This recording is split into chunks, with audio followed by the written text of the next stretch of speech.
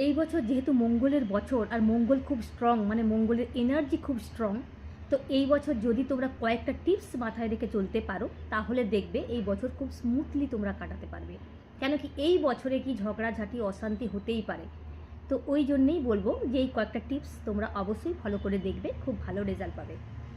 তো প্রথমেই বলবো আমি, এই বছর তোমরা রেড কালারের মানে লাল রঙের জামা কাপড় পরা অ্যাভয়েড করো। যত পারবে তোমরা কম পরবে না নয়, কিন্তু কম পরার চেষ্টা তোমরা করো।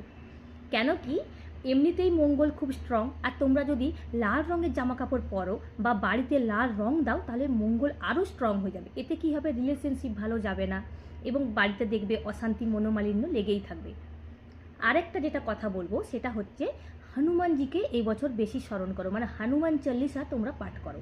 তোমরা হনুমান চল্লিশা ডেলি পাঠ করো। হনুমানজির আশীর্বাদে দেখবে তোমাদের এই বছর খুব স্মুথলি কাটবে। আর যেটা বলবো তোমাদেরকে, তোমরা কি করবে, রূপোর কোনো একটা জিনিস তোমাদের সাথে রাখবে, মানে রূপোর টুকরো তোমাদের সাথে রাখবে। রূপোর জিনিস যদি তোমরা সাথে রাখো, কেন কি রূপো হচ্ছে চন্দ্র আর শুক্রের কারক, আর চন্দ্র কি করে, আমাদের শান্ত থাকতে সাহায্য করে। তো রূপোর যদি তোমরা কোনো জিনিস সাথে রাখো বা তোমরা ধারণ করো, তো দেখবে তোমরা খুব শান্তভাবে জীবনযাপন করতে পারবে।